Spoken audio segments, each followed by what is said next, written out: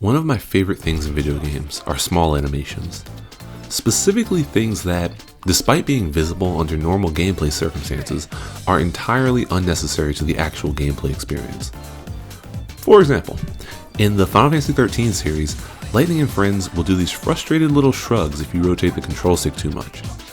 It doesn't really serve much gameplay purpose, but it's a reasonable reaction for a group of characters who spend the entire game on a linear path away from the theocracy that's hunting them down.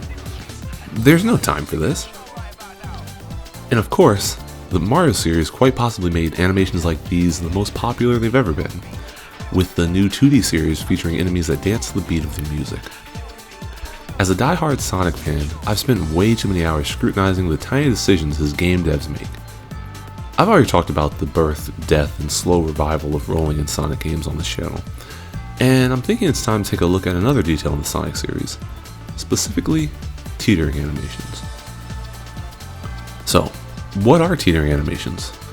Well, I call these teetering animations, but they're probably more accurately called ledge animations or balancing animations.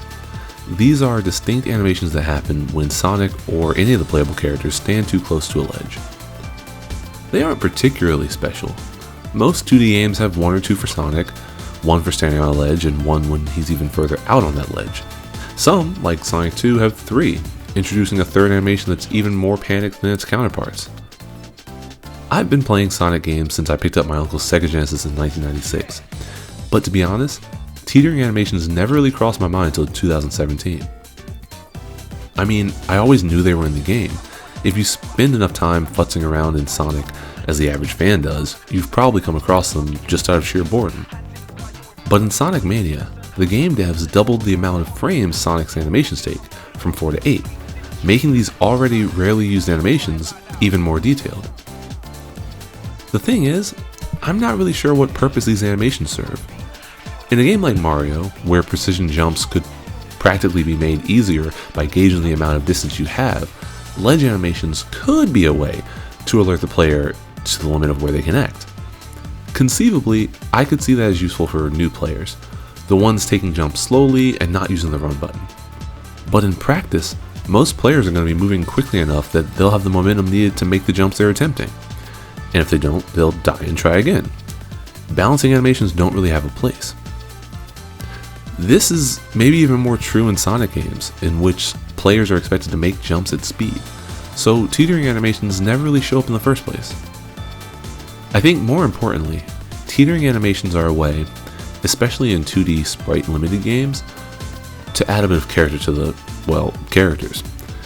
Without periodic, fully animated cutscenes, games like Sonic side-scrollers are fairly clinical in their presentation. Outside of Sonic CD and its fancy, full-motion videos, the 2D games are limited in their ability to showcase the characters' personalities.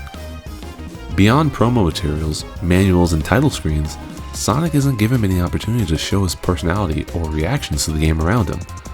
Whether running with Tails or facing Robotnik, he sports a familiar, determined glare across most of his animations.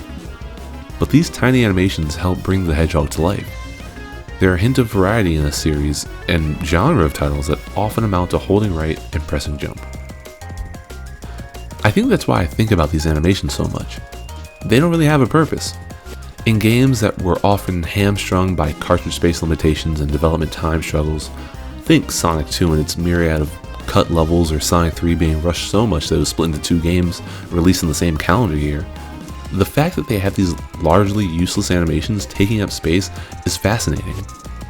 Someone on Sonic Team took the time to craft these sprites, probably knowing they'd be a tiny fraction of any given player's experience. And yet, here they are. I think that's the magic of Sonic games, and 2D games more broadly. They aren't just about the tools developers give players to complete the game. They're about the ways often overlooked details can continue to breathe life into a game without the need for downloadable content or developer interviews. That's it.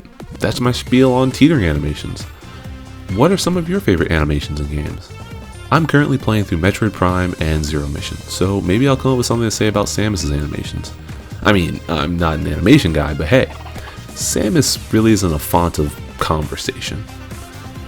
Anywho, thanks for watching. I'll see you in the next one. Have a great day.